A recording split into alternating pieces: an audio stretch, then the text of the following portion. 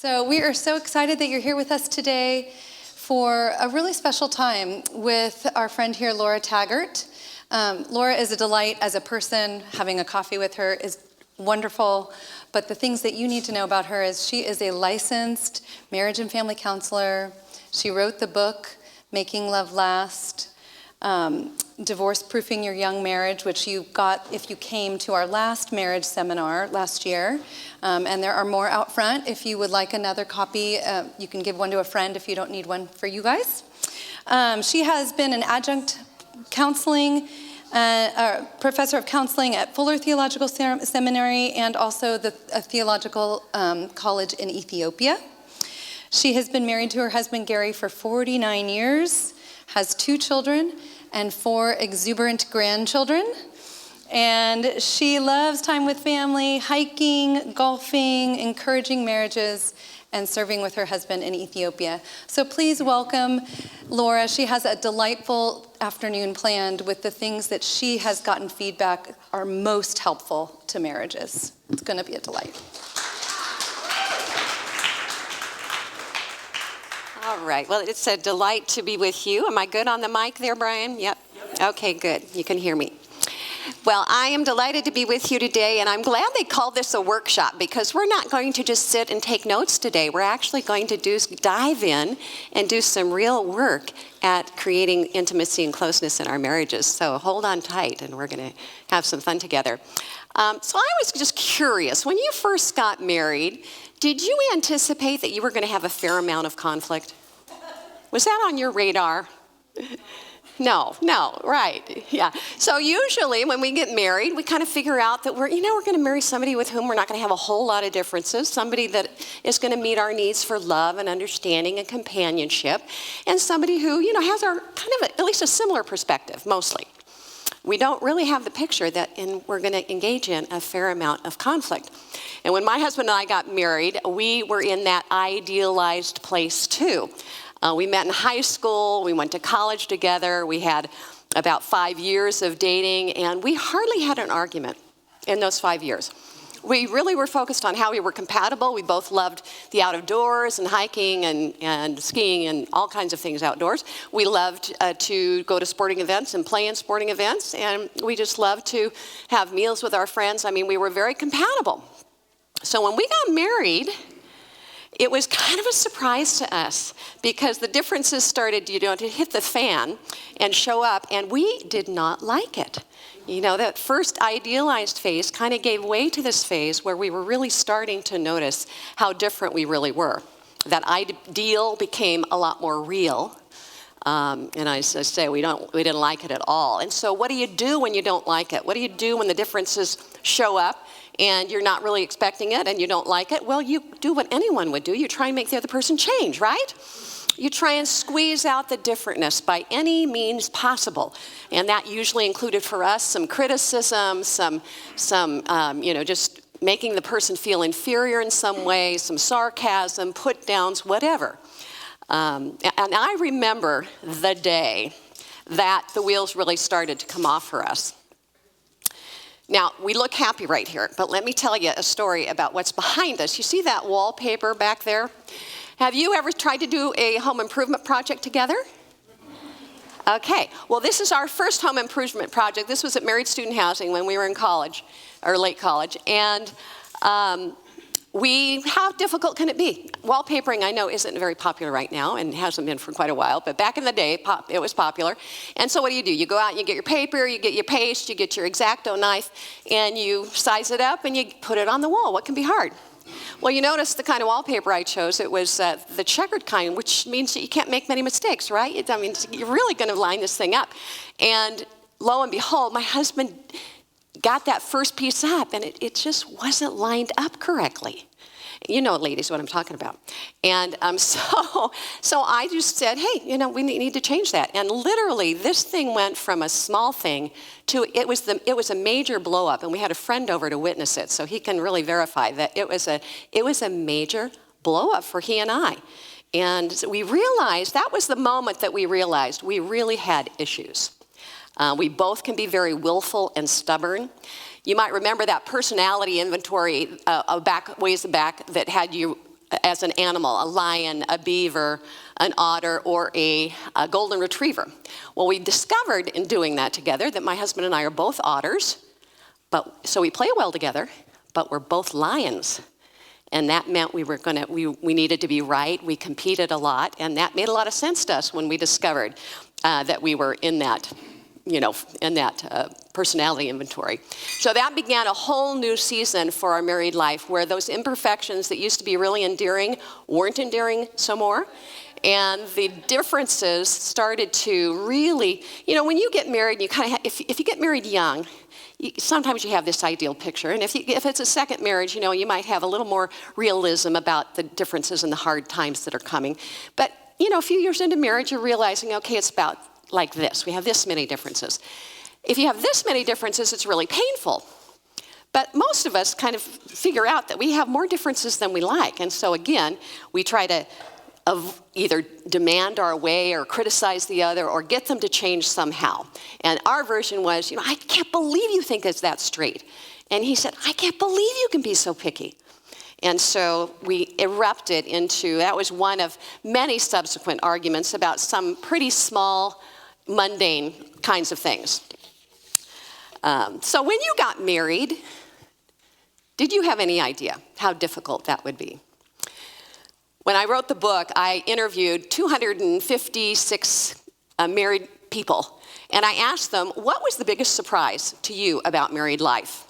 And this is some of the answers that I got from that. When we first got married, I thought I was good at communicating, but no one prepared me for how different it was to communicate with a wife, or how little stuff can become big stuff so quickly, or how much the daily grind chips away at romance. Marriage has revealed to me how selfish I am and how deeply my actions or lack thereof can affect my husband. Now, the last one was one of the two that showed up most often was, I can't believe how selfish, I didn't realize how selfish I was. Because, when you're not married, just like when you live on an island, you don't really know how you come across or how you rub people wrong. So you start to learn, I can be pretty selfish in this. And also how to manage the conflict. Those were the two biggest things that came out of that survey. I love, so when you got married, can you recall your very first disappointment? The very first disillusionment that you had about your mate or about marriage itself? I love what Albert Einstein says about disappointment, because that's something we all usually have to contend with, something that surprised us, we were not expecting about our spouse. And he said, women marry men hoping they will change. Men marry women hoping they will not. So each is inevitably disappointed. How true that is, right? Oh my gosh. Well, John Gottman, you may have heard the name John Gottman. John Gottman is a very renowned marital researcher, and he did a very interesting study. He studied 650 couples for 14 years. He literally put a camera in their homes and watched their incremental behaviors day after day. And would you sign up for that? After 14 years, he discovered something very, very interesting, which I think is profoundly helpful to know. And the thing he discovered was that of the problems that couples have, 69% are perpetual problems. That means that they will be there for the life of the relationship. That means only 31% are actually problems that are solvable, that you can sit down and say, okay, who's going to take out the trash, and who's going to pick up the laundry or whatever. Those can be solvable. But perpetual problems will be there for the life of the relationship. So the goal of perpetual problems isn't to solve them. The goal of perpetual problems is to learn how to communicate about them and have conversations so that you don't damage the relationship. So it's no longer if you argue, but how you argue that becomes the central theme. And I don't know about you, but I find comfort in knowing that I have perpetual problems with my husband that will likely never be solved. I mean, it's not that we're bad people or we're just terrible at communicating. This is a normal thing to have problems that you're not going to solve, and you have to learn how to communicate about them in a way that's just not going to harm the relationship. I find comfort in that. I love this quote, too, by, Oh, I didn't write it in. By Dan Wild, he's a psychologist, and he says, when choosing a long-term partner, you will inevitably be choosing a particular set of unsolvable problems that you'll be grappling with for the next 10, 20, or 50 years. And I find that just kind of comforting, actually, right? So I thought it might be helpful as we try to understand conflict and why we have conflict with one another as we do. I thought it would be helpful to just talk for a few minutes about what happens in our human brain when we get into conflict with our spouse. Well, I believe that God hardwired our brain to protect us whenever we're in conflict. He equipped our brain with a kind of a fear response that either we fight, we flee, or we freeze. One of the three, typically.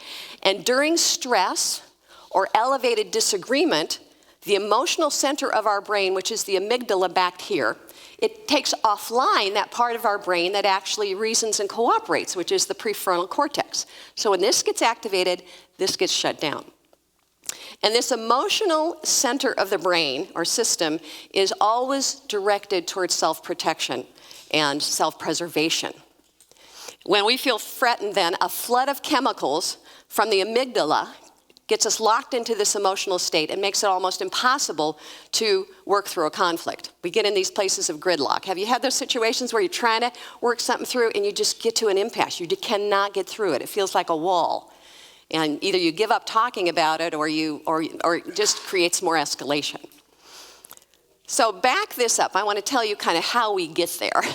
As children, when we felt threatened by the withdrawal or the disapproval or the anger of a parent, we developed protectors or ways of protecting ourselves to help us cope with our own fear of rejection or harm or loss. And we carry our particular set of protectors into our married life. Now, we don't know we're taking those into our married life. They're like stowaways on a ship. You know, they're there. We just don't know they're there until we get married and we get into this intimate relationship with our spouse when those fears get triggered. So marital conflict is, in essence, a battle between our protectors fueled by our respective amygdalas. That's a very simple way to think about it. And with our emotional systems activated like this, we're unable to listen, we're unable to empathize, we're unable to resolve things. So it's nearly impossible to resolve problems or be empathic when you get triggered by your mate or you get hijacked by your emotional brain. Does that make sense to you? Have you had those experiences of just kind of getting hijacked and not being able to get to a place of calm resolution about something? Most of us have been there. But when we are calm, there's another system of the brain, the social system in the brain, that becomes more accessible to us. We have more access to it. And that part of the brain seeks closeness, bonding, attachment.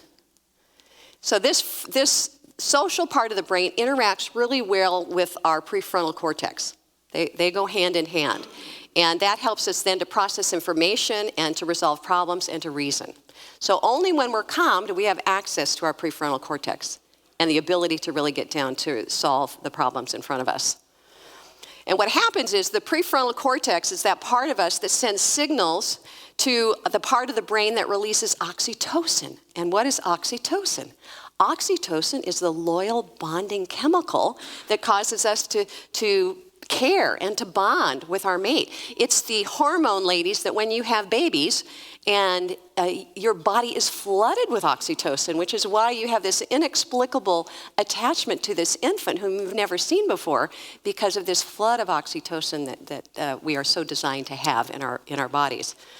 So to the extent that we're able to calm our brains down, we become more we have more access to resolve conflict, to work it through, and to connect with our mate. So this is it's an important thing to know, because if you try to keep at it when you're in a heightened emotional state, it's probably not going to bode very well. Probably shouldn't keep at it. Probably should wait to a time to pause that.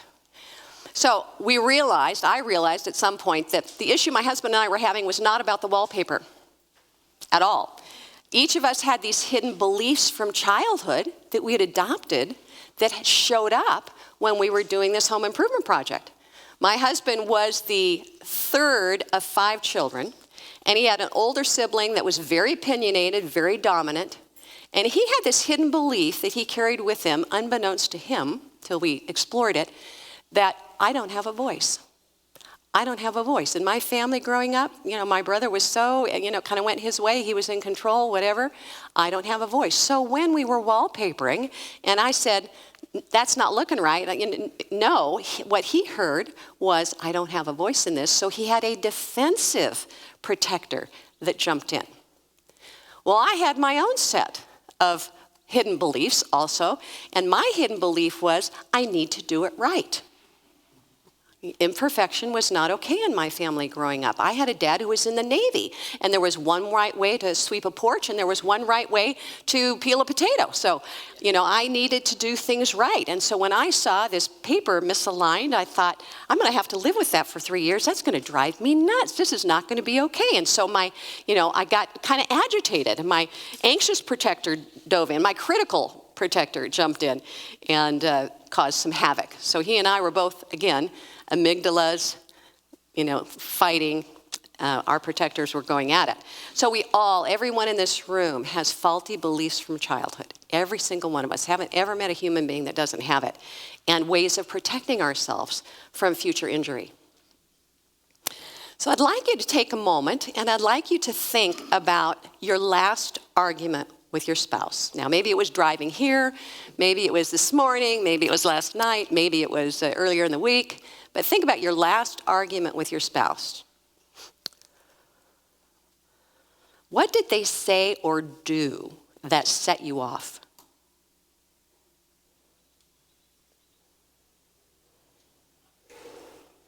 And when they said or did what they did, how did you react to it?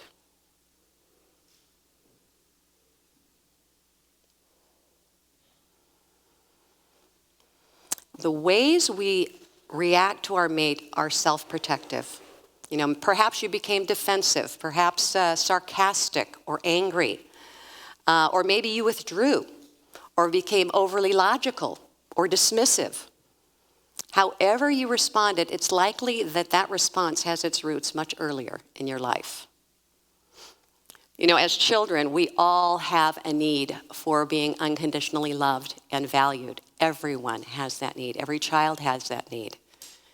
And our imperfect parents, and I say imperfect, though I don't know them, I can bet you, your parents were imperfect, as are you as a parent. We are all imperfect as parents.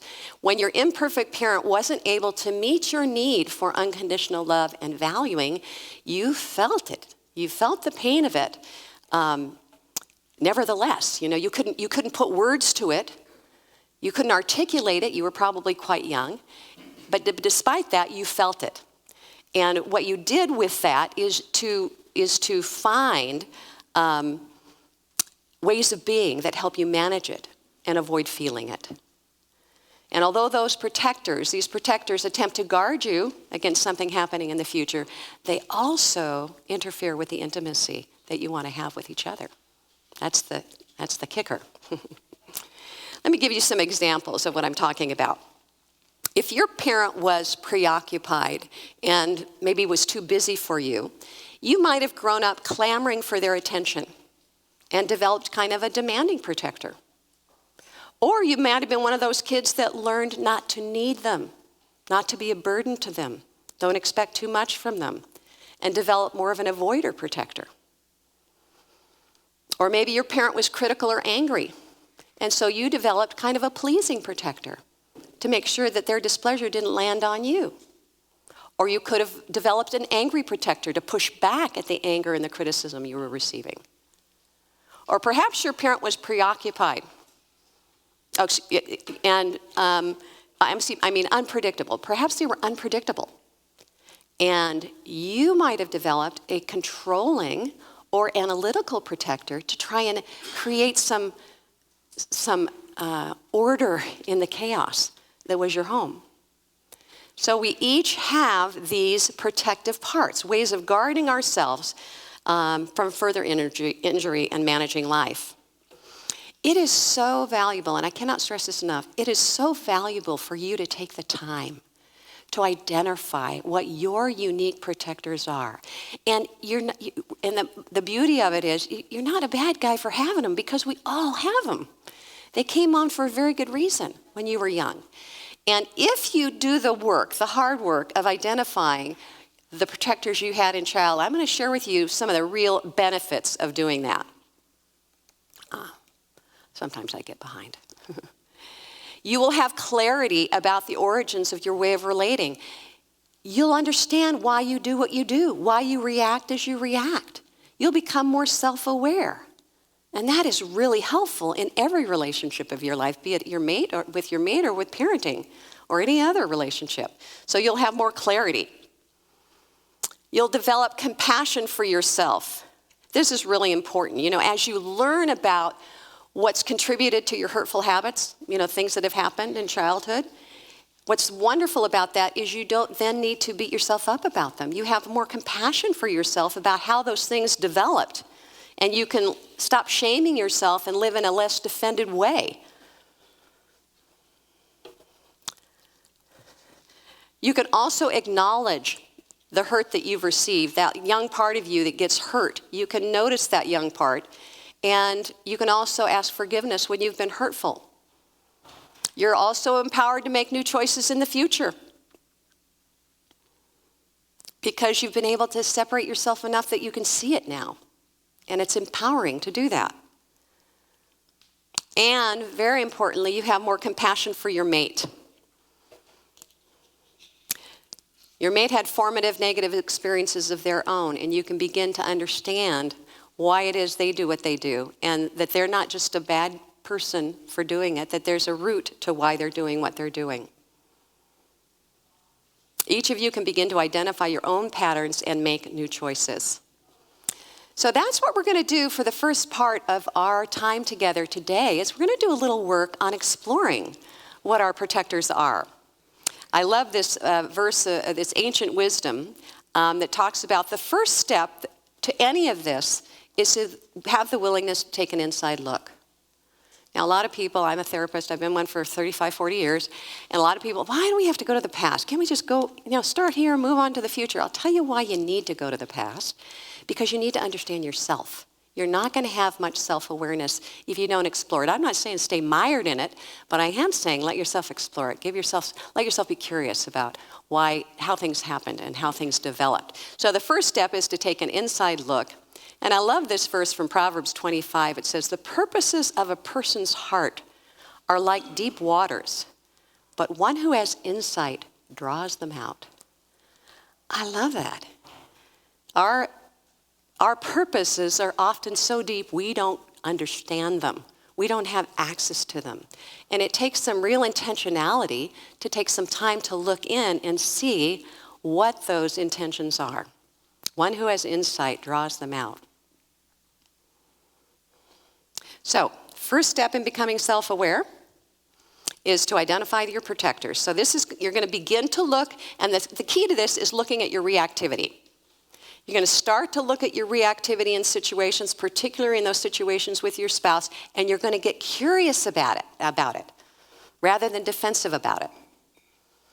Your protectors, I like to encourage you in this regard, your protectors are just part of you. They don't define you. They aren't who you are. Sometimes you think they are, and that's why you get so defensive when they're called out. But the reality is these parts that we develop to protect ourselves are not really, they're a part of us, but they don't define us. Therefore, we have freedom to take a look at them. They came on when you were a child and you needed a way to cope with challenging circumstances. And so we begin to identify them. So as we identify them, I want to give you a little way of doing that, and I'm going to give you a major way in just a minute.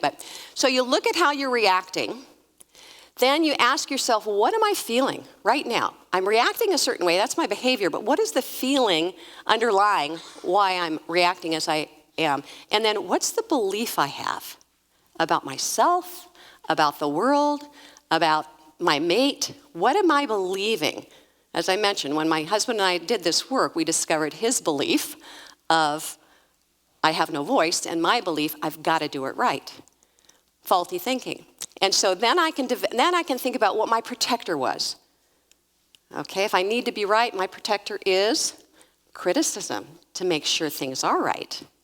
Perfectionism maybe too. So here's the breakdown when we looked at, whoops, what happened there? There we go. So my reaction when I was in the wallpaper situation was disapproval. That's what I did, and that's what he heard. My feeling really underlying my disapproval was fear. What if this isn't right? Some anxiety around that. My belief was this needs to be done perfectly. Faulty belief. And then my protector jumped in, my critical protector. So that's the breakdown. Look at your reaction, then look at the feeling you have as you reacted that way, the belief that might be underlying that, and then try and identify what your protectors are. And I have a list of them here, and the list is, this is not a complete list at all, but you might be an avoider given your background, or a pleaser, as I say, a controller. Passivity may be a way you go through life to protect yourself. You might become analytical so you can distance yourself from whatever is happening and stay kind of above and perhaps superior. Or judging is a protector that most of us have. Joking, the person who's constantly making fun of something, which is not necessarily funny. Or the planner, someone who's got to have every detail planned, that can be a protector or a controlling type of protector. Anxiety, certainly, perfectionist, accuser, caretaker. Sometimes we need to feel needed, and there's a reason we need to feel needed. Not that all caretaking is that at all, but that can be a function of it if it's a pretty chronic way of being in the world. Or a victim, anger, certainly, skeptic, striver. I mean, the list is endless, and yours might not be on here, but this is an example of what protectors are. At the back of my book, I have a very comprehensive list of them. So the first thing is identify your protectors. Again, I'm going to give you an exercise in a moment. And then, of course, offering yourself compassion. You want to appreciate your protectors for the job they've been doing so hard to help protect that young, more vulnerable you.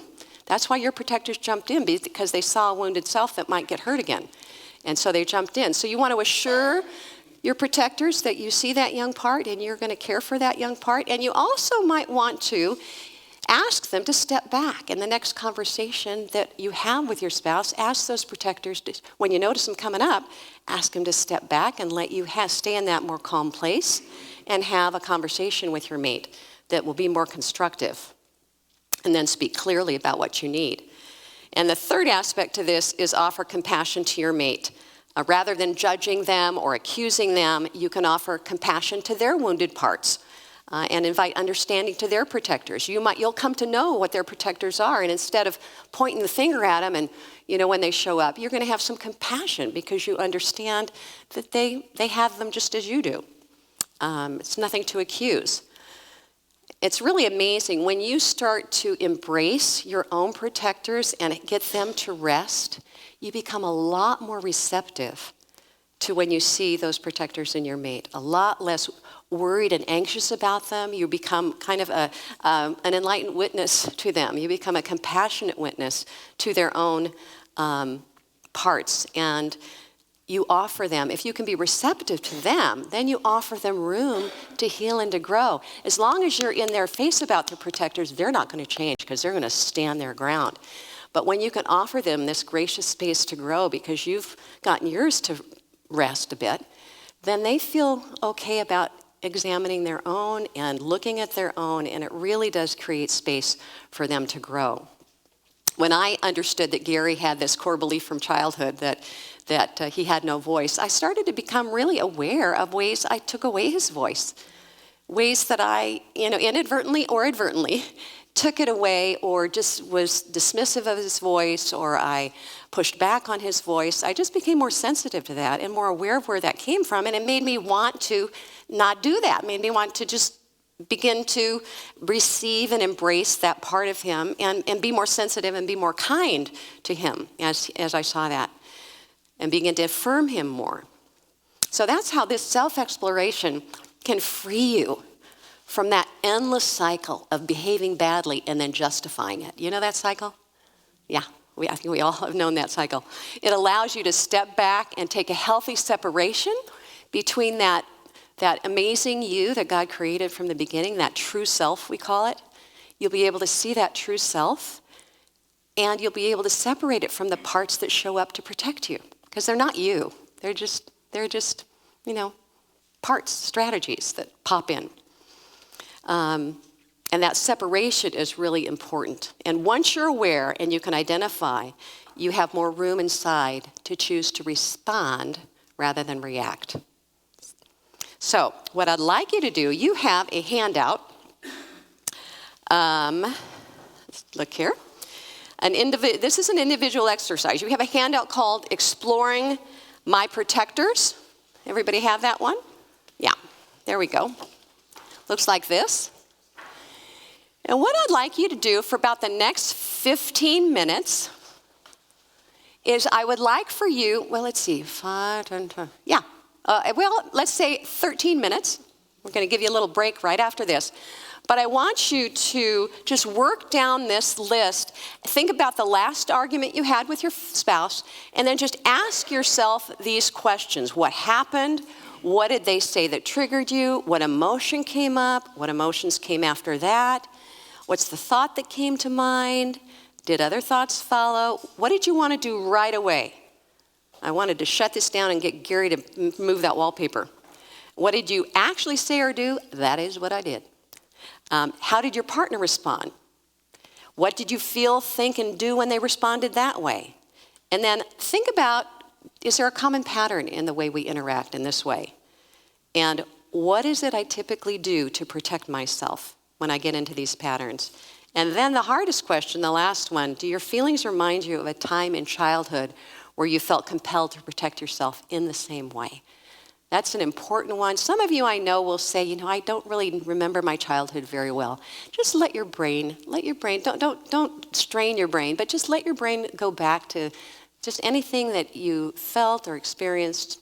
Just try and see if you can answer that one. So we'll give you about 13 minutes to do that individually. Yeah, Edward. Is the response intended to be we agree on which conflict it was? You don't have to agree. No, this is an individual worksheet. Whatever one you remember, you do it on that one. It doesn't have to be one you agree on.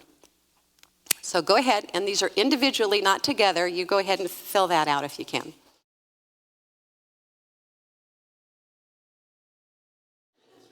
So I wanted to check in with you before we dive into the next part. Was it hard to identify your protectors? What did you notice? Was it a difficult exercise to do, or was it? Yes, it was. Okay. I had someone comment to me over the break that that his particular protector was also his mother's, which was also her mother's. And it flowed down through the family. So it does happen like that generationally oftentimes. What becomes our way of being in the world gets transferred down unless we intercept it, right? So it's a little challenging to find that protector. It takes time. So I would really recommend that you take these Exploring Protectors worksheets, and although it seems those are a lot of questions to answer about one argument. If you do this over the next few months, when you have arguments and you just kind of whip it out and you do it right after the argument so that it's real fresh for you, you're going to be able to more and more begin to see and the same protectors will show up. It's pretty amazing. You'll have go-to protectors, usually 3, 4, 5 of them even. And find out what they are. That'll be so helpful to you, and that'll be really, really wonderful for the next part that I'm going to be able to do with you this next hour, which is open-hearted communication. First of all, before I dive in there, were there any questions about the Protectors worksheet? Any place you got stuck, or any question that caused you grief? Yeah. So is it pretty typical that a protector that served you well in childhood may be something you don't use much as you're evolving? Absolutely, absolutely. They were there for a good reason. You know, they were there to help protect you when you didn't know how to protect yourself. And so that's why it's so important to notice them and have some compassion for them. But as we grow and mature and, you know, hopefully evolve, as you say, oftentimes don't need them anymore. My belief that I needed to do it just right and perfectly was not serving me well in life in any capacity. So it was really helpful for me to notice that. And then, you know, because I always used to justify my criticalness, you know, I just had this, you know, bar of excellence, right? Ha ha ha. You know, you reframe it in ways that feel comfortable to you so that you can keep living with it. But eventually you realize, you know what? Protectors, though they are well-meaning, they really do interfere a lot in life. They really hijack you a lot. And so if you can identify them, you can begin to, as I said before, separate yourself and find some freedom from their constant, you know, their constant taking over. I asked because I think what was real to me when you look back at your childhood, Mm-hmm. you know, protectors, and so the avoidance was just like, Yeah. I cannot be home. Yes, yes. Yeah. Mm-hmm. So now it's more like the avoidance is avoiding conversation, open-hearted conversation. Right. Which is self-evident. Yes. Yeah. So I still have it, but it's not Yeah. the same. Yeah, that's really good. And you know, you may not, and the idea isn't to get rid of all your protectors, it's to just not let them take over so much. And you probably will always have a tendency to do what your protectors, to get hijacked in some ways by that part, but less and less and less, as you say, as you mature and as you get free, you don't need to invite, and you can actually be more proactive at noticing it when it happens, when it kicks into an argument, and in the moment say, wait a minute, I don't want to go down that road again. Let me just, you know, in your mind, you may not say it out loud, but in your mind, I'm going to ask that protector to step back and let me have this conversation with my husband, or let me have this conversation. So thank you for that. Yeah, hopefully as we grow, we can become aware and then let go. Any other questions at all? All right, well, I am excited about this next part. This is one of my favorite things to do, and this is helping you get a skill going about developing a couples dialogue, a way of talking to one another. And this may seem kind of a no-brainer, but it really has been so helpful for couples that I have known and worked with. What this is a way of being mindful of your protectors as you're engaging in a conversation with each other about an issue. So this might be one of the topics in your life, and I would encourage you, as I'm talking about this, two things I want to ask. Number one, think about some conflict that you have with one another that is not, on a scale of 1 to 10, it's not a 10. Okay? We don't want to deal with 10s today. Just think of something that's maybe a 3 or a 4, something that has been kind of coming back a lot, and you haven't quite gotten over it, and you haven't resolved it really, and one of those perpetual problems. So think about like a 3 or a 4 kind of thing as I'm walking you through this. And I also would love if, as I rock through this, I am really hoping, because it's so helpful, to have one couple be brave enough to volunteer to let me walk through this just initially. We won't take a deep dive at all into the problem, but to help you get started, because there's certain ways it gets off track really early. And I'd like to just have a little demonstration of how to use this when you go home, if we have a couple in the room that's brave enough to say, I'll do that. And I promise you I will be safe, I will be tender, I will not rush in where fools fear to tread. I will be gentle with you if you're willing to volunteer. I'd really appreciate that. So let me take you through first the speaker's role. So when you're the speaker, you're going to, and typically you're going to want to sit down, have an earmark an hour of conversation. Kiddos are in bed, or you've gotten a sitter, or somehow you're out there working this out. And you're going to take 20 minutes for each of you one's going to be the listener for 20, one's going to be the speaker for 20. And you want to probably stay on the same topic when you do this. And we're going to have a chance to practice in a little bit. But let me take you through the speaker's role and see if you have any questions about the speaker's role. The first thing is to prepare yourself for that conversation. Don't barge on into it. Notice, timing is everything in many ways. If there's a huge game on that one of you wants to watch, don't plan it for that. Find a time that is mutually agreeable. And then what you want to do to prepare as the speaker is take a moment to reflect on what you hope is going to be the outcome of the conversation. That's really important to think about. What do I really want from this? Do I want them to understand something? Is there something I want to change? Do I want to be able to just have a voice in this? I don't need anything to change. What is it that you hope? And the second thing, very important, is notice what you're feeling inside before you enter into the conversation. Are you feeling some anxiety? Are you feeling some fear? Are you feeling angry about this issue? Are you pretty heated up around the issue? Are there parts that are struggling or hesitant to have this conversation? So if you notice that there's some heat to some feelings, whatever that is, you're going to want to ask that part to just step back and allow you to calmly and courageously express yourself. Are there parts of you that want to attack your mate? Let those parts know that you appreciate their attempts to protect you, but you'd like them to step back and assure them that you've got this, okay? So this is about becoming a little self-aware before you start into the conversation. And if you've done that, then you can begin, and you want to invite your mate into the conversation.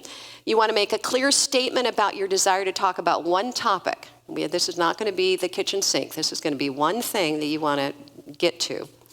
You're going to want to use a soft but direct startup. I would like to talk about our finances. And you don't want to go to, I'd like to talk about how careless you are with money, okay? Obviously, if you start it with some level of accusation, it's going to go downhill from there, and it's going to activate their protectors, and then you're not going to get where you want to go. So use a soft approach, soften startup, but be direct as well. And then share with your mate what you hope will be the outcome. I want to come to an understanding about this. We've got to make a decision about this. What is it you hope? So tell them. And then as you begin, you're going to talk about your own feelings, experiences, and position on the topic. You're going to come from an I position. So you're probably very familiar, if any of you have been in a work context, with that idea of an I statement. An I statement is I feel this way because, not I feel that you. See how that finger comes out quickly? It's I feel anxious. I feel left out. I feel angry. So state whatever it is you're feeling, but it's your feeling. So instead of, say, I feel anxious when I pay the bills and notice a large bill I was unaware of, versus I feel you're irresponsible with money. Again, you're going to keep the accusations out. If during the course of the 20-minute conversation, in some way, the listener is making you feel unsafe, maybe they're checking their watch, maybe they're, attending to something else, maybe they're giving you some facial expressions that are making you feel like they're not really hearing you, you need to let them know. Stop in the middle of what's going on and say, I'm feeling unsafe because your voice right now sounds defensive to me, and so can we regroup here? So bring attention to it and make sure that it's feeling safe. And then go ahead and express your thoughts and feelings. Speak your truth in the most loving way you can, and be vulnerable. Use feeling words to explain your experience. I do have a list of feeling words at the end of the book, but you can probably get some online too also. I would encourage you to use them because, as adults, we lose our vocabulary about feelings. We're not really encouraged to notice our feelings or express our feelings as adults. And so we have a very limited supply. And so I'd encourage you to refresh and enrich your feeling vocabulary, because it makes these conversations, you're able to be much more precise about what it is you're actually feeling, and the cheat sheet should help you identify what those feelings can be.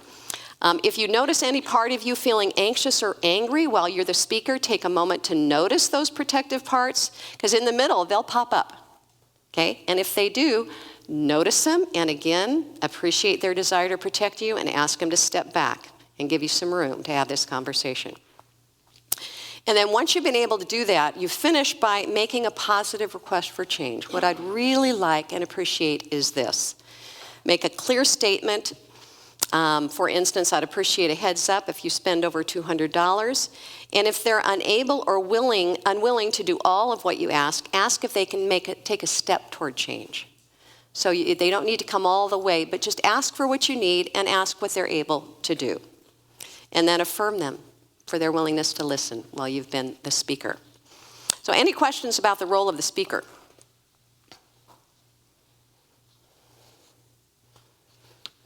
All right, let's go on to the role of the listener. Now, again, you're going to prepare to be a listener by taking a moment and checking inside and seeing if you have any protectors that might make it difficult for you to listen. Your spouse might tell you the topic, and already you've got a protector that's jumped in, right? Because you have a history of not being able to talk through things. And so likely it's going to show up real fast. So you too want to just notice if you have a protector. If you're feeling anxious or defensive, ask those parts to step back and let you listen with warm curiosity. I can't emphasize the word curiosity enough. To change things in your marriage, you really need to let your curiosity surface. You know, I've known my husband forever, but he's still surprising me. And if I didn't allow myself to be curious about those little surprises, I would box them up in my, compartmentalized way and attribute them to something, but I wouldn't know the fullness of him. So it's really important to let yourself be curious. The second point here is really true. Being the listener is the more difficult role. It is hard to listen well. We don't listen well in our culture. You just have to look at the culture wars to realize how poorly we are listeners. So we have to train ourselves to be good listeners. And it's something, what our wounded selves were, we usually didn't have, parental figures. Our parents, a lot of times it is hard for them to listen. I mean, they're not, it's not bad, they're not bad, but they just oftentimes haven't listened well to our hurts, our feelings, etc. And so to have a spouse that's starting to listen to us is so healing and so connecting. So remember that you're listening to the experience of your mate, not the truth about yourself. So as you listen, help that defending protector calm down by realizing you're listening to their point of view. And it's their view, their perspective. It's not necessarily the truth about you. So stay open-hearted. This is a time to put your own thoughts and feelings and interpretations aside. This is the hardest part. Your role as a listener is not to insert your thoughts, your feelings, your spin on what your mate is saying. This is a time to simply listen and be kind of a sounding board for your mate. It's not time to analyze or dispute or fix your mate. Simply being present and being interested, attentive and responsive is enough. And for those in this room who have been fixers, there's a problem, I need to fix it. This is going to be an especially hard challenge for you because it is worth it and valuable just to listen and not fix. Yeah? Can I suggest a couple words that I found very helpful? Sure. To summarize, listening to reply, bad. Listening to understand, good. Oh, I like it. Yeah. Don't listen and start to concoct your own answer to what's going on. That often happens. That's part of our poor listening skills. Listen to understand. Good. I love that. Thank you. Tune into your own body. If you're starting to have protectors pop up, they're going to show up first in your body tension. Your fists will get a little tight, your chin will get a little tight. Your body's going to tell the score. It's going to tell you if you've got a protector coming up. So if you're feeling defensive, angry, or anxious, notice the tension in your body. So once you've prepared yourself, you're going to actively listen. You're going to turn toward your mate, and you're going to give them your full undivided attention. All your technology is likely to be off. TV's off. You're giving full undivided attention to each other. And then listen calmly. If you're reactive or feeling it, remember you don't have to agree with what you're hearing in order to listen and explore. It's not about agreeing. If you're tempted to argue or defend or explain or problem solve, roll your eyes, you're likely to have a protector that's gotten triggered. So ask your protective parts just to calm down and step back so you can stay available to your mate. So then we're going to get into steps of listening. Listen, ask this. Okay, so as you're listening, the speaker is talking about whatever the problem is. And before it gets going too long, you're going to want to stop and share with them what you're hearing. And when you share with them what you're hearing, be brief. Don't take over the conversation. Remember, we're centering on the speaker. So be very brief and just say, is this what you're saying to me, honey? Did I get the feeling right there? So just summarize, but very, very briefly. And then repeat back what they've said in your own words and check with your mate as to whether it's accurate, and be okay if it's not accurate. Let them correct you and be okay with that. This tells your mate you're getting what they're saying, and it gives them an opportunity to clarify if you've misheard something or if they've misspoken. Ask questions. This is really good, and short ones like, how did that make you feel when that happened? I want to understand more about that. Are there times where you've felt like this before? Or even when you were a child, did you feel something like this? What are your hopes and expectations around this? Don't move too fast to problem solve. Those aren't the kind of questions we're talking about. Like, okay, what do you want me to do? That's not the kind of question we're talking about here. It's more of an inviting, tell me more kind of question. Avoid why. That seems interrogative and can be off-putting. Use what, when, where, and who instead. Again, keep them short and inviting, and then focus on what your mate is feeling and experiencing rather than your own need to make sense of their experience. So it's not about you getting it necessarily, although that is important. It's really about trying to be a soothing presence to your mate. What is it you're feeling about that? Are you feeling this? Did I get that right? Yeah.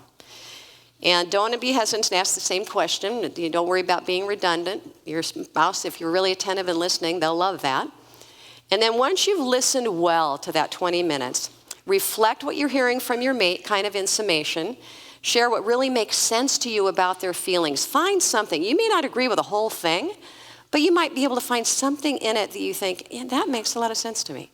And affirm that. To let them know what makes sense to you. And express empathy. Respond from your heart. Your mate's going to be encouraged to share more vulnerably with you if they feel you've been truly present in a caring way. And then invite your mate to share with you what would soothe or help them by asking, what is it you need from me? That's a key question on the part of the listener at the end. What is it you need from me? And again, they're going to share that, and if you can meet that need in completely, great. If you can meet it in part, share what you can do. All right, and then express affection as a listener. Let them know, you've heard them. Any questions about the listener part? Does it make sense that it's the harder part? Oh yeah, yeah, for sure.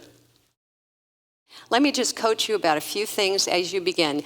When you have your sheets with you, I encourage you to have them on your lap, and when you do this at home, which I'm strongly encouraging you to do this maybe once a week at home until it gets into the DNA of your relationship, and then you can toss these because you've got it down between the two of you. But if you don't practice it once a week, you're going to lose it. It's just like a good notebook from a conference. You're going to shelve and you're not going to access it anymore. But I'd encourage you to do it once a week. So you want to have these on your lap and really do the work. You're probably going to be silent for about the first minute and a half, 2 minutes to figure out what parts are showing up, If you've got an anxious part showing up, and you both need that time to prepare as the listener and the speaker, do I have something coming up? And if you do, just, in your own heart and mind, ask that part to step back and let you listen fully to what your mate is saying. And then what we'll do is we'll come back and we'll see where people got off track. If you can be kind of candid with me a little bit about, where you found yourself getting off track a little bit, I can help you. That's free coaching too. I can help you learn how to get back on track. So this is a productive, useful conversation for you and a habit you can get into. So let me send you off, and I'd love for you to come back. You'll have about a half an hour. So let's come back, I think, at 5 till. And take 15 minutes each. Okay, 15 minutes each to try and talk through some problem that you've both identified, no more than a 4.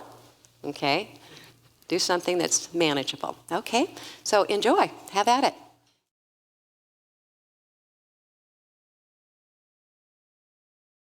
Let's just talk for a minute about how it went. Did you find yourself getting stuck anywhere? What was helpful? What was not helpful? Anything that you feel like you might like a little, help with. Where did you get stuck? Did it go? How did it go? Yeah. In the beginning, we were kind of giggling a lot, like we had to laugh. Mm-hmm. Because it was like, okay. Uh-huh. A little ice breaking, huh? Okay. Well, one of the things is it is a formalized way of having a couples dialogue, which does feel a little awkward at first. I grant you that. But as you work with it, you'll find it's so helpful to have a tool and a sheet to refer to and look at to keep you on track. So even though it feels a little perhaps scheduled and too many parameters, I encourage you to kind of keep on keeping on. Yeah. Someone over here. How did it go? Yeah. Do you recommend that it's kind of always equal, one chance to listen, one chance to talk, or is it? Yeah. If someone needs to talk about a few things, they have to say what? Yeah. I encourage you, at least at the beginning of learning how to do this, to try and share the time as it doesn't have to be 20 and 20. It can be, 15 and 25 or whatever. But just try and share it somewhat equitably so you both feel like, because the avoider will probably not want to, be the one speaking very often, and you want to balance that out. So I encourage you, later on, as it becomes part of the DNA of your relationship, you'll be able to, not maybe have it such a strict time limits. And depending on how much time you have, too, if you got kids at home, you're going to want to, get in what you can get in that period of time. So, yeah, I'd try to stay with it if you can initially, and then you can vary it later once you learn it. Yeah. Any other questions? Yeah. So I found that at a certain point, we actually sort of wanted to get to a resolution. Okay. And so we kind of went off course Uh-huh. and addressed the concerns brought up. Okay. And Okay. it felt like that was cheap, but Did you hop to the problem solving a solution before you had both had a chance to speak on the issue? Did you flip roles before you went to the problem solving? it was after we split roles. Mm-hmm. But we had sort of talked about different issues. Different issues? You each brought up different issues? Were they different issues on the same topic?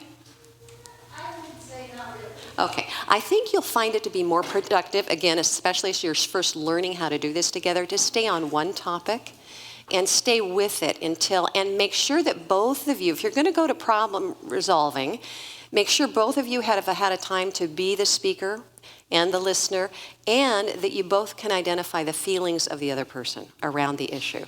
If you can't identify it, it's premature. If you can identify the feelings the other has, then it's okay to move on to how can we resolve this thing. I think we have a good understanding of how we each feel.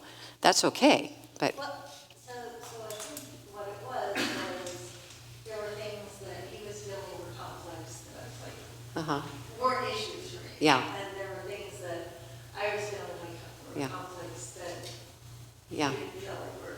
Yeah. One of the things you can do, and I didn't mention this, which thank you for the question, is that you can write down lists of what you think are your main conflict areas, just separately, write them down, and then give them a number, on a scale of 1 to 10, how big is this an issue for me? And then afterward, you can look at those lists together and say, okay, this seems to be a very hot item for you. For me, it's not hot at all, but I do have some thoughts and feelings about it, so let's plan to get to that. Or this is a hot issue for both of us. Let's learn this technique first for a while, and then we'll go after that. So you can kind of rate them so that you aren't diving into the deep end, too early, and you get some practice at it by doing something that is, a 4, something lower. So, but do stay on one topic if you can. Any other good questions? Thank you. Any others? Well, a comment. Yeah. You sort of asked if I paraphrase, did we find the rubric easy to fall into? And we did not initially. Did you find what easy? The rubric, Oh, the rubric? The words, yeah. the mechanism. Yes, right. Yeah, first. yes. So we sort of talked around it for a few minutes. Okay, And then we sort of did fall into the movement. okay. It made more sense after we sort of had some, less formal discussion. Yeah, yeah, and it's just a matter. Does feel like a formal process at first. So you need to get comfortable in it in your own skin, right? And so finding a way to enter in is good. You don't. It's really, these sheets are to be just helpful to you. They're just that they're not rules. They're just helps to help you have that kind of really fruitful, curious, open-hearted conversation that you want to have with each other. So look at it as just helps. They're not rules at all. They're just there to help make it a safe conversation and help make it a really productive conversation where you can keep those calm parts there. Yeah. One other, just clarifying, so if there's an issue, Yeah. One person's feeling the other person is not feeling, okay? And really, if one person expresses it, Yeah. and the other person might not feel it. Yeah. So then you kind of go through the same thing, okay, now that I understand where you're coming from, here's how I feel. Yeah. After that kind of next step. That's great, yeah, because it may be that it wasn't on the radar of the other person, and as you start sharing feelings about it, I do have something that I'd like to say about that. So yes, I'd like a little speaker time too when we're done here, and they can do that. So good point, Don. Yeah, sometimes it just triggers. Oh yeah, I do have a feeling about that. And that's all you have to have is a feeling about it. I mean, if it's a completely neutral, it's really rare that an issue is all the other person's issue. It's rare because even if the other person owns it more, the one who's listening to it is also going to have feelings come up around it. So I don't know that I've ever seen a situation where the spouse doesn't have any feelings whatsoever about the issue that the spouse is talking about. So. Yeah, and then it's important to have a speaker opportunity for the other. Thank you, Don. That was a good question. Any other thoughts or questions? Anything I can help you with while I'm here? All right. Yeah. This is a comment or a clarification. I mean, if these two, listener and speaker, notes seem almost like it could be an occasional conversation of what's been bothering one person, and it's a way just to Yeah. get it out. Yes. Before it becomes so much bigger. Yes. Very true. The more you do this, the more you can keep short accounts with each other and it doesn't escalate into a major issue that has so much heat that you can't bring it to each other. So that's a really good point. Try and keep short accounts and have this conversation, which is why I'm suggesting you do it about once a week. Again, starting with the easier ones and then progressing to the more difficult ones. But practice it so that it just becomes a part of how you dialogue together. Were any of you able to notice your protectors jump into how you were listening or how you were speaking?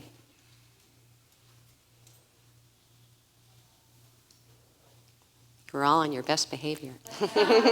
Your protectors were on their best behavior. Well, this is the hardest part about having these conversations. I'll warn you now. Your protectors are sneaky. They come in when you really least expect it, and you think you're good, and then you notice, gosh, my hands are getting a little tight. What's that about? I'll make one comment, Yeah. which I think is also key. There's one question here that I use that's provocative, also funny about, do you ever feel like this when you were a child? Yeah. Because once we start going down the path, for both of us, we start bringing up childhood dynamics and memories, almost immediately you're going to start having some feelings that are kind of resurrected. So just from that, then I can feel it's bringing back some uncomfortable memories. Yeah.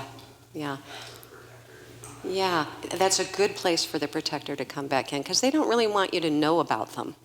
They like being clandestine.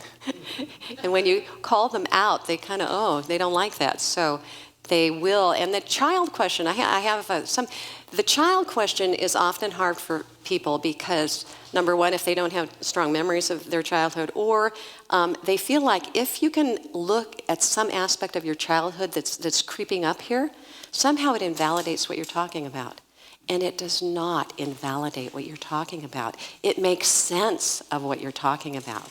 So I encourage you to make sure that you don't start thinking about that child part of you as some, and then, oh, if my spouse sees it has to do with my childhood, then they're going to disregard it or somehow it's not as valid. So that is not the case. What you experienced in childhood is very valid. The feelings you have in the immediate moment are very valid. And so you want to honor those. And when that question gets asked in your conversation about your childhood, be sure as the listener, as you're asking it as the listener, you are open-hearted when you ask that. Otherwise, it's not going to be safe for them to go to that more vulnerable place. So make sure you're in a place where you can be open-hearted and receptive to what they're saying. Very important. Yeah? What age range do you say childhood? All of us have different abilities to remember, and so sometimes these memories go back. I have people who actually can go back so early, it's pretty incredible. I'm talking almost in utero. I mean, some people have that kind of cellular memory to anything traumatic that happened. And yet, so it can be from very early on. It just depends on when you started to learn these things, what the family pattern was, who was there, who was not there. It can be young or it can be older. Good question, though. Thank you. Yeah? I do really appreciate how you recognize that these protectors that can impact our relationship and intimacy serve us, right? It's such a compassionate way to think about your responses and how when we, so both of us, I think when we got married, the dating was kind of how we survived as kids, right, in different ways.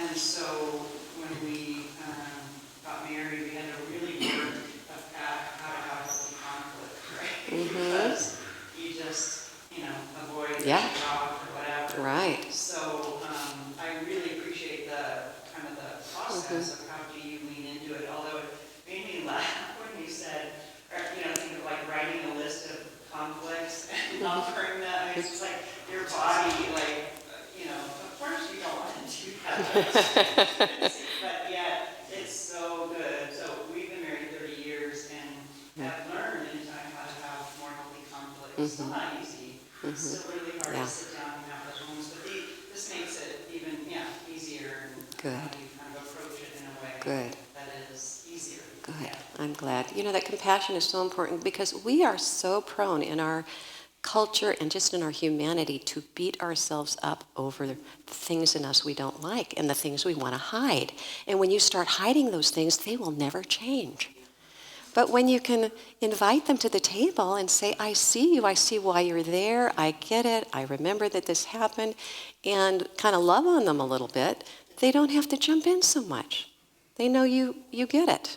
You see them, and you're okay with them being there, but you can kindly ask them to step back and not interfere whenever you like. So, thank you for that. Yeah, compassion is key. Just a quick follow-on on the concept is in kind of millennial speak, they talk about being a light worker or doing shadow work.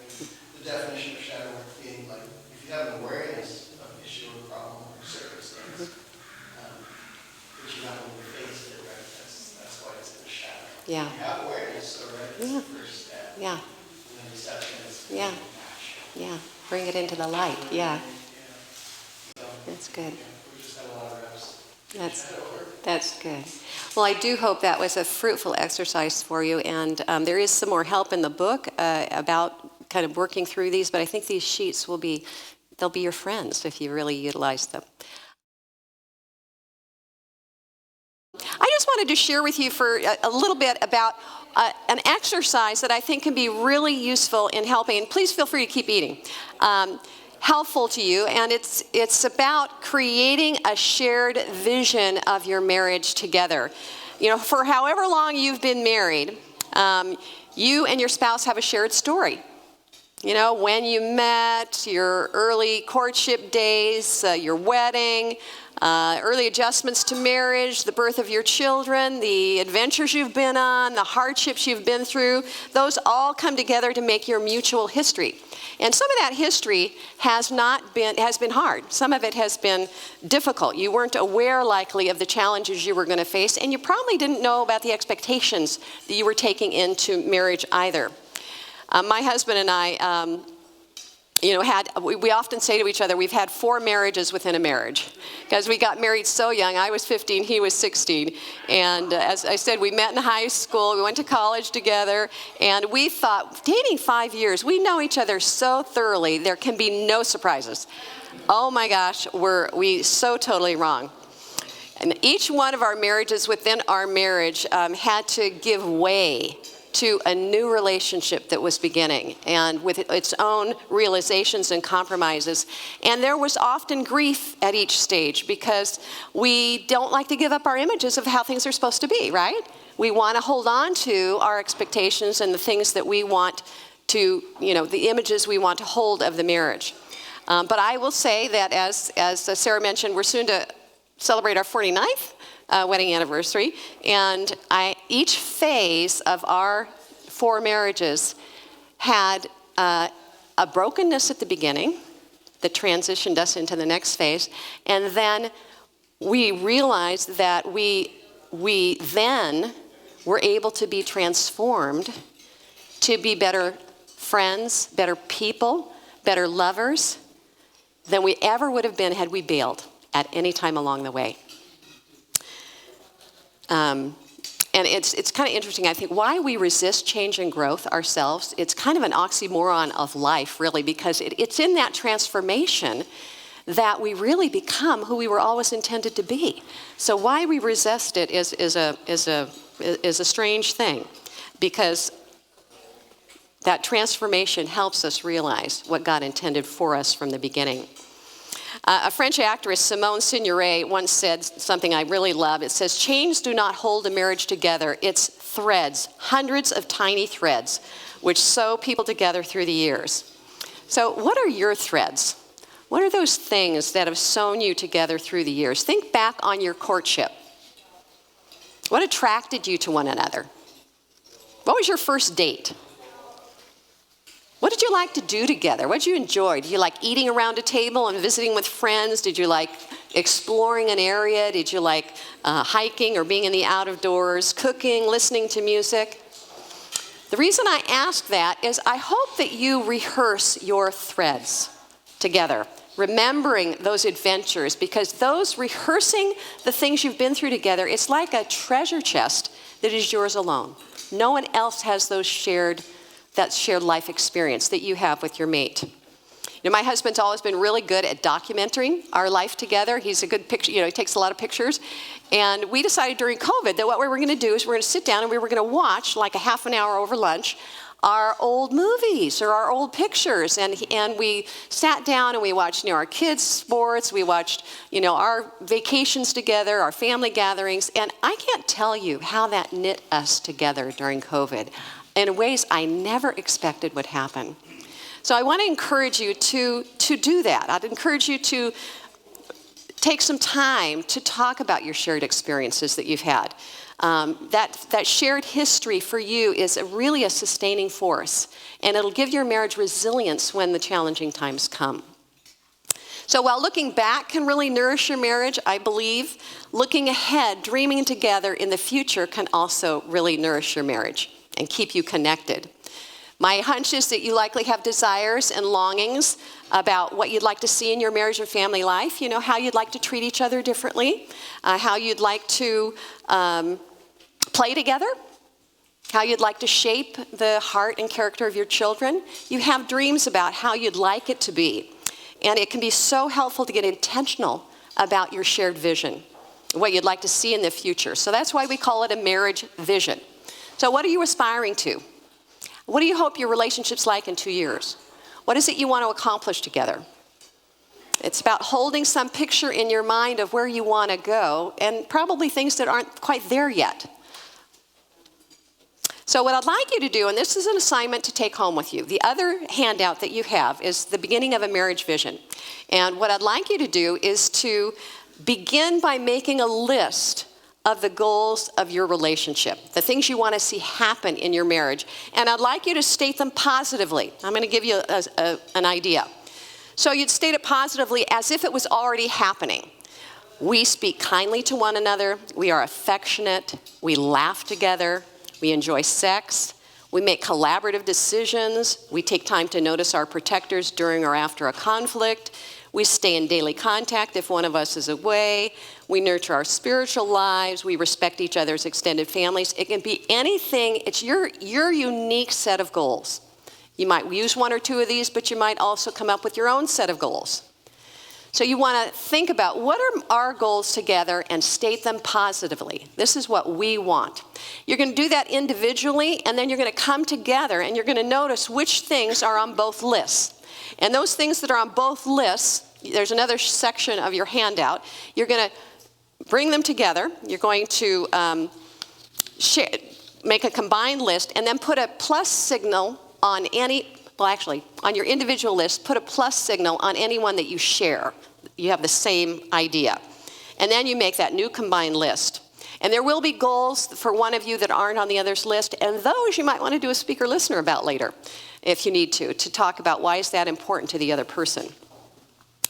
So you're going to do that, and then review the list together and get more specific by thinking of 2 or 3 strategies or behaviors that are going to accomplish that particular goal. For instance, if you chose the goal, we make collaborative decisions together. One of the strategies is whenever we go on vacations, we're going to talk about that together before we talk to anybody in our extended family or anybody else. So we don't make any commitments to anyone else or seed any ideas until we've really talked to one another. Or maybe it's to make collaborative decisions. If we have a financial expenditure, anything over $200, we're going to check in with each other first. So whatever you want those strategies to be to get to a place where you can make collaborative decisions. Or maybe you want to have couple time once a week. I highly recommend that. And maybe the things you need to do in your home is 30 minutes, or as soon as the kids are down, for 30 minutes you together spend intentional time with each other for 30 minutes. Talk about your day, your concerns, whatever. That's your precious time. Or maybe you also want to have a strategy that says no technology. The TV's off, our phones aren't in the room, we're giving each other undivided attention. So that might be a strategy to meet that goal. And then what you're going to do is you're going to take this combined list of strategies and goals, and you're going to post it like right on your mirror in the bathroom. So you see it every day, and you refresh it about once a week. You want to go back and say, would we change those strategies at all? I think those goals are still probably pretty good. I want to add one goal. What do you think? Could we add this goal?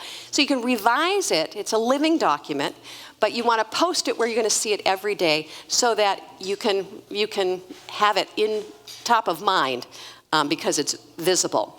And there are many advantages to doing a married vision, but the 2 that really come to the top for me are it really helps you as a couple to know where you're headed. If you don't know where you're headed, you will get pulled and sucked into all kinds of things that really are not where you want to be heading. It's like it's your North Star. It helps you put a stake in the ground and say, this is what we want to be about. And if we're not going to be about this, then we're not going to be pulled in any other direction. It also helps empower you to be very intentional about this vision. It really helps empower you to make it happen and move forward with it when you're really intentional. So that is what I would encourage you to do, is to have this marriage vision. Any questions about the marriage vision? It's pretty easy and self-explanatory, right? And you have worksheets to do that. So as I close our time together before Sarah comes up, I wanted to just make a couple of comments. One is that I love the book by Gary Thomas, Sacred Marriage. He says something in there that I think is so true. He says, there's a tremendous amount of immaturity in us that marriage directly confronts. And I've thought about that, and I thought, that is so true. We're all in the process of becoming who we were made to be. The spouse you see today next to you is not going to be the spouse you see in the future. They're going to be different. And if you can see your spouse as someone who is in process rather than a static set of negative traits, you set them free to become who they were intended to be. You make space for them to grow. And that is a beautiful thing. I do believe God desires that we grow, that we be transformed. The Bible talks about how God wants us to be more like himself, which is a pretty crazy idea. And yet, what do you think God uses the most to transform you into his likeness? Well, they're sitting next to you.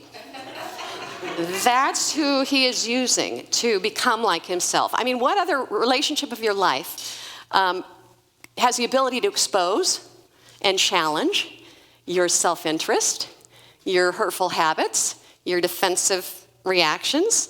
It's marriage.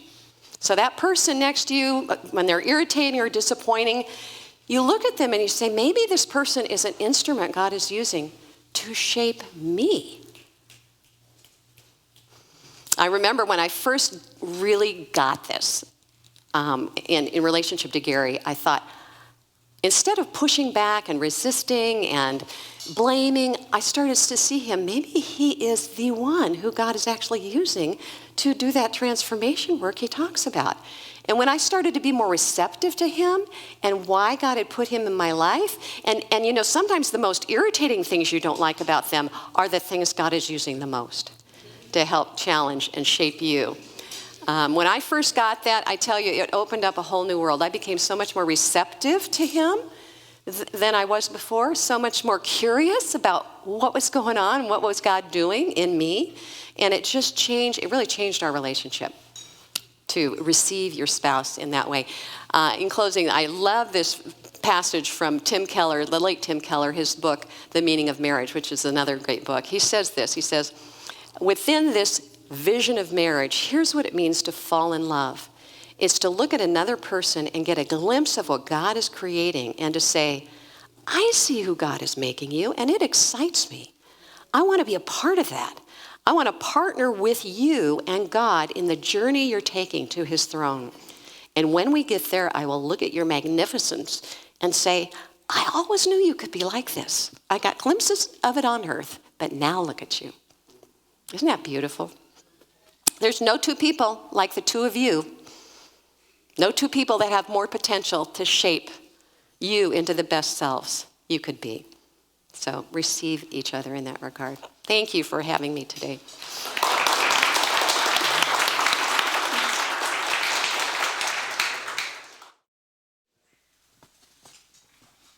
All right, well, Laura is such a gift. Thank you so much for sharing. I want to just leave with a couple of announcements and then a blessing.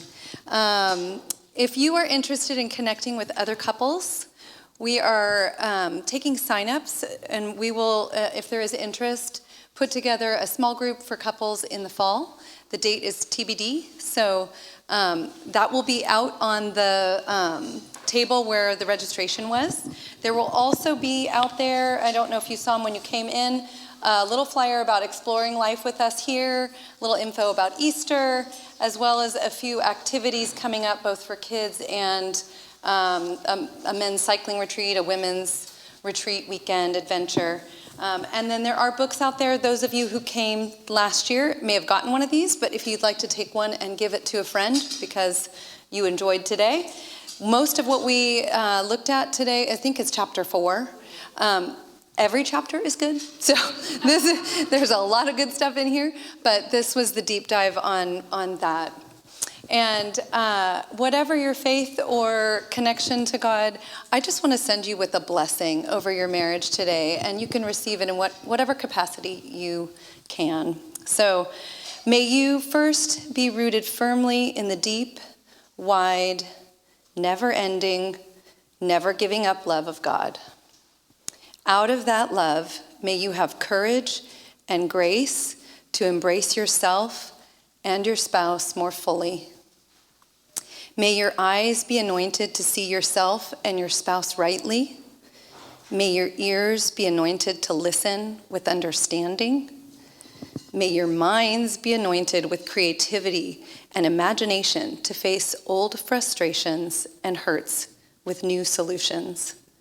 May your hearts be anointed to be open to one another in new and deeper ways. May you be given the gift of increasing joy together as you go. Amen.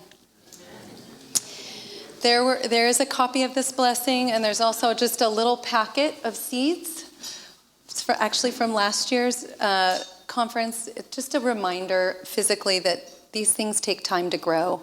And so as you leave with these practices, it's a physical reminder that things will grow as you plant and nurture them. So thank you so much. Please enjoy your time with the other couples at your table and enjoy this meal. We are so glad you joined us today. Thank you. Yeah.